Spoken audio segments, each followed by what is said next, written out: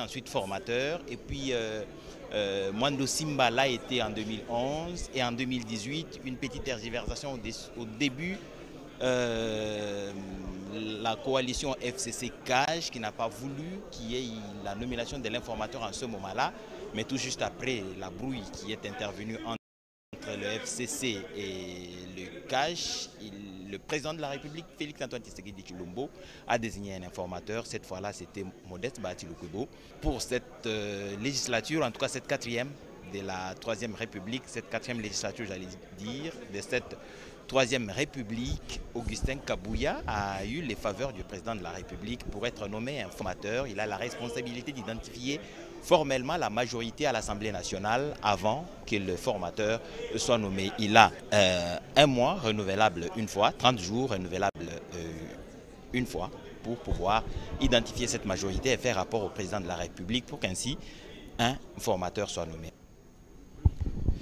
Donc voilà, on nous fait dire que le secrétaire général de l'UDPS, nommé informateur par le président de la République, est déjà dans nos murs dans quelques instants. Il va pouvoir faire son entrée ici pour pouvoir commencer cette conférence de presse. Je vous ai dit que les journalistes sont ici nombreux, les cadres de l'UDPS, mais aussi des partis alliés à l'UDPS qui ont eu la possibilité d'arriver en ces lieux et participer à cette première conférence de presse. Les questions ne vont pas épargner l'informateur désigné par le président de la République. Ces questions iront dans tous les sens, mais en rapport avec l'actualité, bien entendu, de cette formation du gouvernement attendue avec urgence, parce que la République, justement, a plusieurs problèmes à résoudre dans l'immédiat. C'est notamment la guerre dans l'Est de la République démocratique du Congo. Il faudrait que le gouvernement qui soit mis en place ait cette mission de redonner la paix à l'ensemble du territoire national et spécialement à la partie est de la République démocratique du Congo, cette partie qui est considérée comme le ventre mou de la République démocratique du Congo est un véritable obstacle au développement de la République. Cette guerre entretenue par le Rwanda avec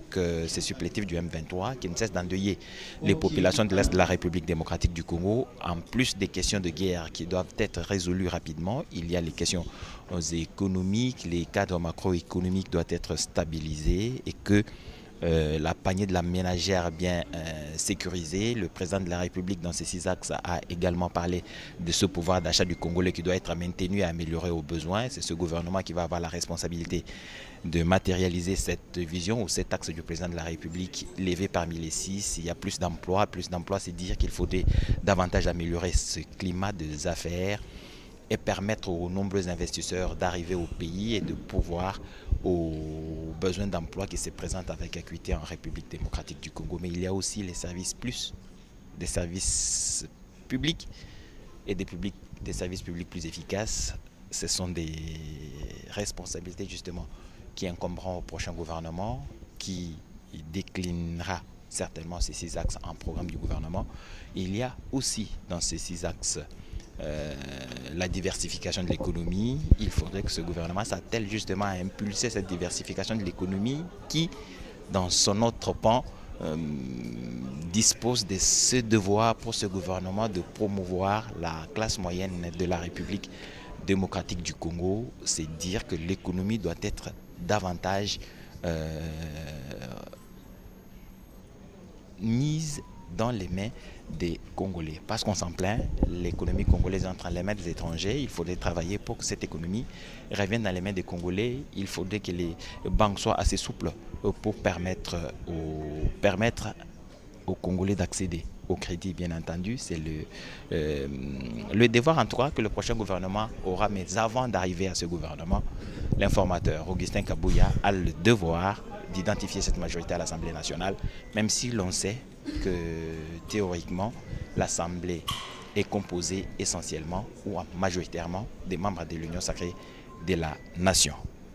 Voilà donc, mesdames et messieurs, on attendra d'un moment à l'autre cette entrée du secrétaire général de l'UDPS, nommé informateur du président de la République pour l'identification de la majorité. C'est l'arrivée de l'informateur.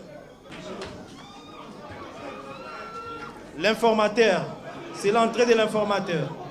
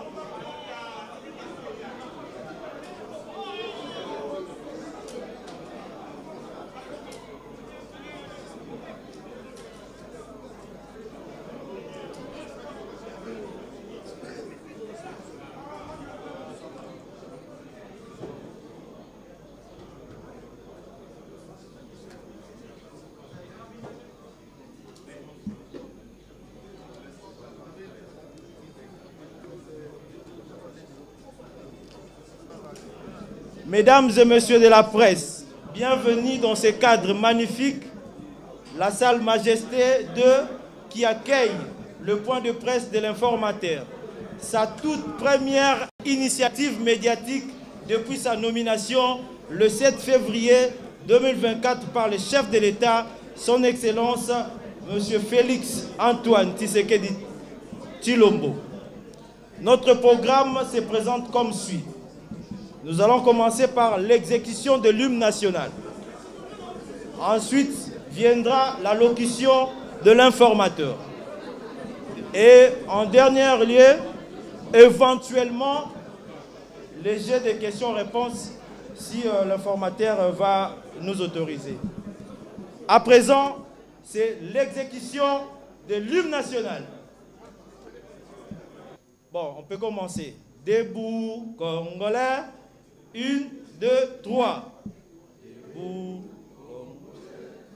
Unis, le sort. Unis,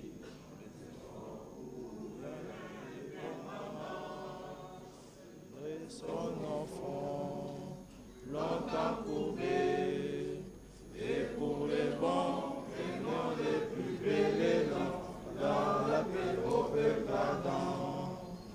Par la guerre, nous bâtirons un pays plus beau qu'avant, dans la paix citoyenne.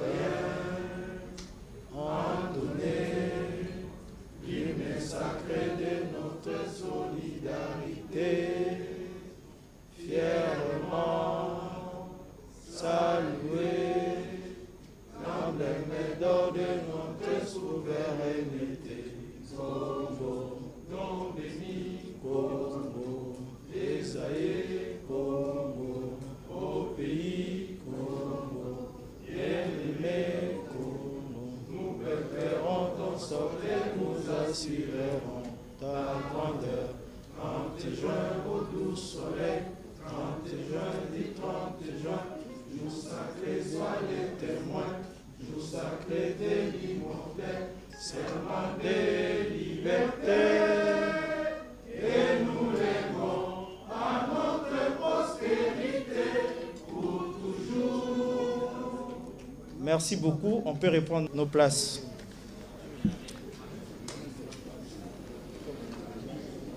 Monsieur l'informateur, sans plus tarder, nous allons vous inviter à prendre la parole. Merci.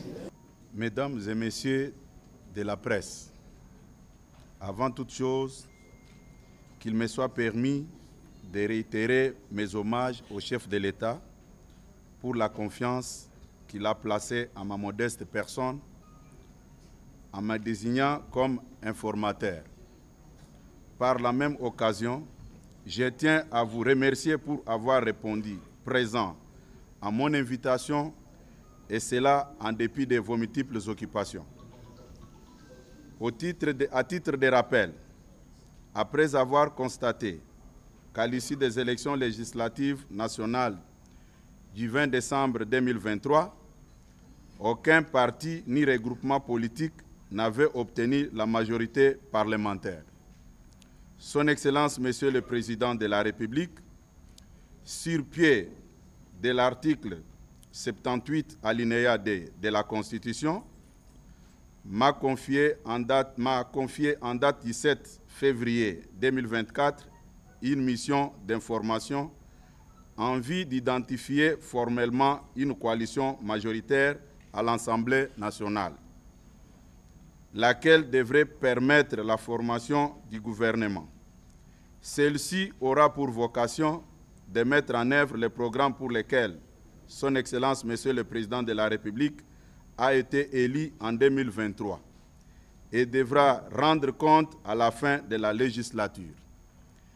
Ainsi, l'informateur aura dégagé les convergences en vue de définir les grandes lignes de la coalition politique et gouvernementale.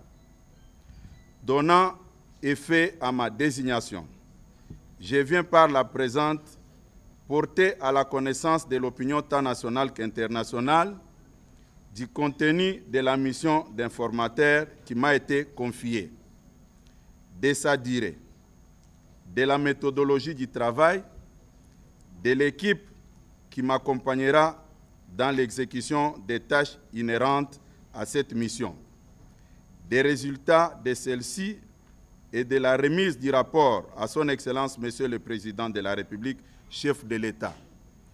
La durée de la mission de l'informateur est d'1 mois avec possibilité d'une prorogation.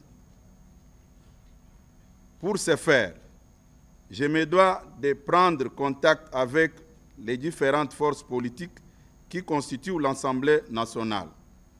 Concrètement, les partis et regroupements politiques que je vais consulter sans exclusion sont ceux ayant concouru aux élections du 20 décembre 2023 qui ont obtenu au moins, suivant les résultats provisoires proclamés par la Commission électorale nationale indépendante dans sa décision numéro 00D-CENI-AP-2024 du 13 janvier 2024, un député proclamé par la CENI sans préjudice des indépendants.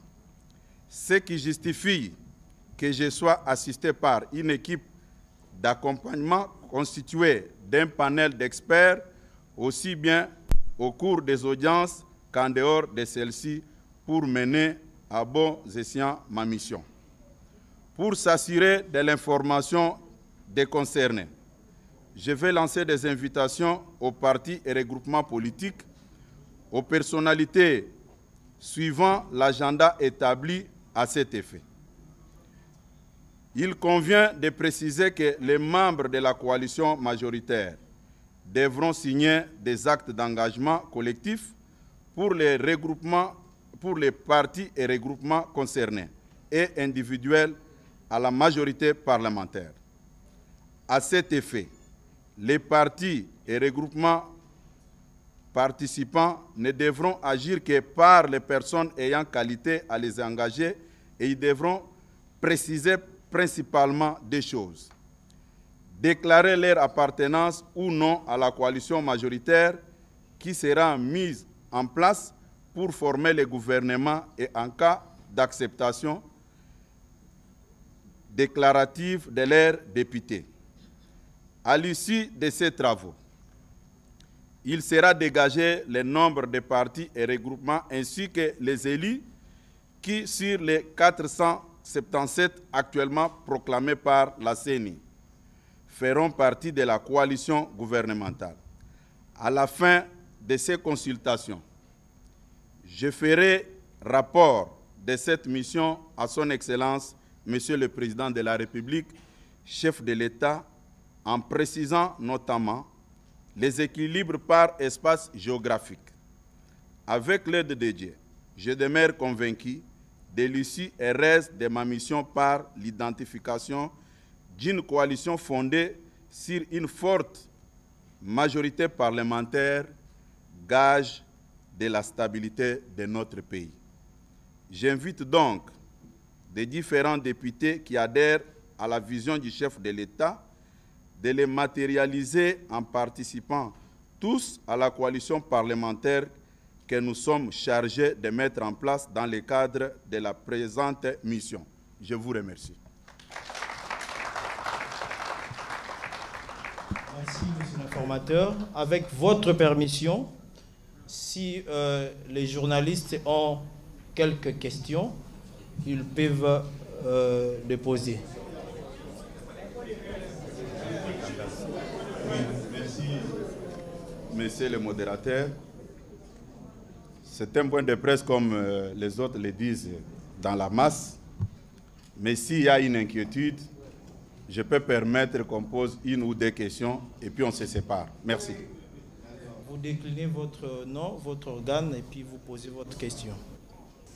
Bonjour, monsieur l'informateur. Moi, c'est Mike Pakoto, l'éditorialiste du groupe Média, Top 243. Ma question est celle de savoir, est-ce que la mission qui vous a été accordée pour mener votre enquête, pour dénicher la majorité, pour donner votre compte rendu au président, doit impérativement faire 1 mois ou bien vous pouvez également faire moins d'1 mois? C'est juste cette précision qu'on voudra avoir. Il a dit, écoutez, les amis, s'il vous plaît, la tolérance, s'il vous plaît.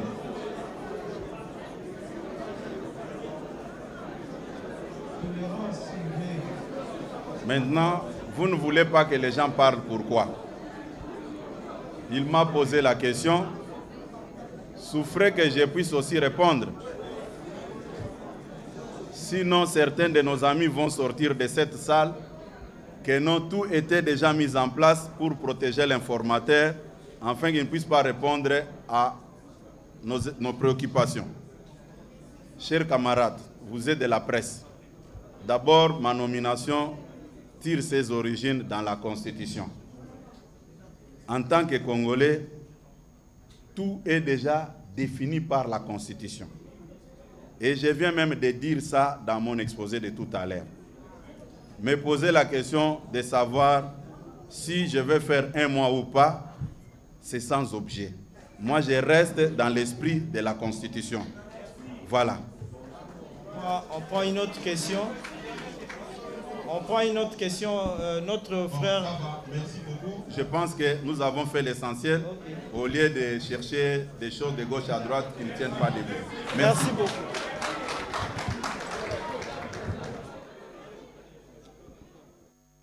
Prenons d'abord nos places pour l'hymne national.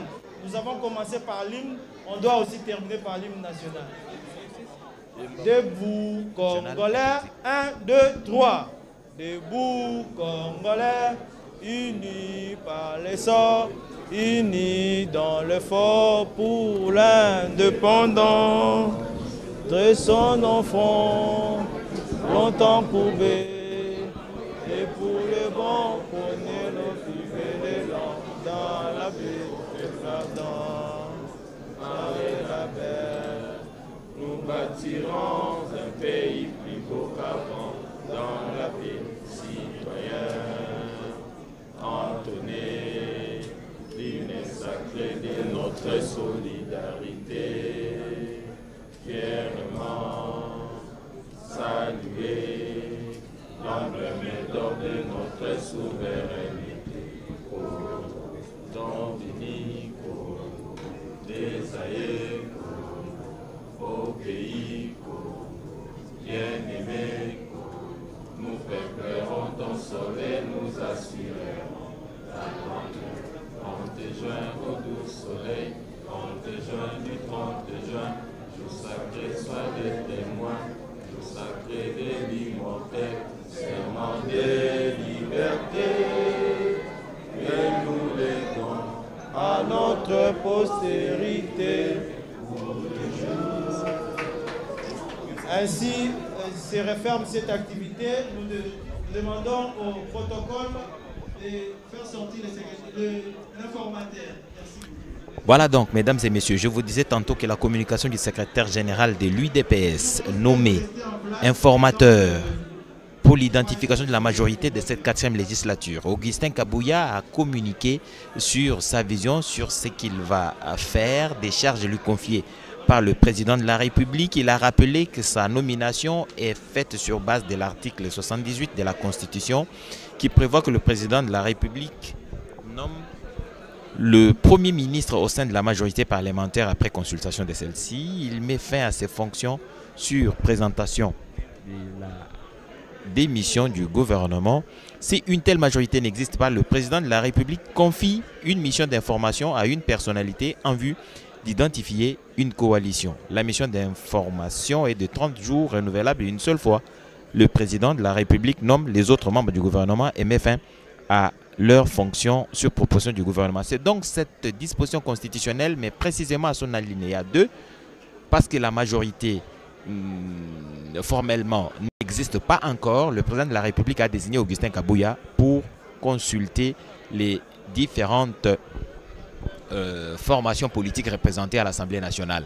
L'informateur mettra en place un cabinet d'experts qui devra l'accompagner dans l'exercice de sa mission, dans ses audiences ou en dehors de ses audiences. Il a dit, c'est tout ce que l'on retient d'essentiel. La mission a donc officiellement commencé après cette communication et un groupe d'experts accompagnera l'informateur pour qu'il atteigne l'objectif lui assigné par le président de la République. Et la télévision nationale, comme il en est de coutume, a donc été présente pour que vous ne ratiez aucun détail de ce moment de prise de parole, en tout cas pour la première fois officiellement de l'informateur. Et ça a donc été fait dans cette salle à Hilton Hotel.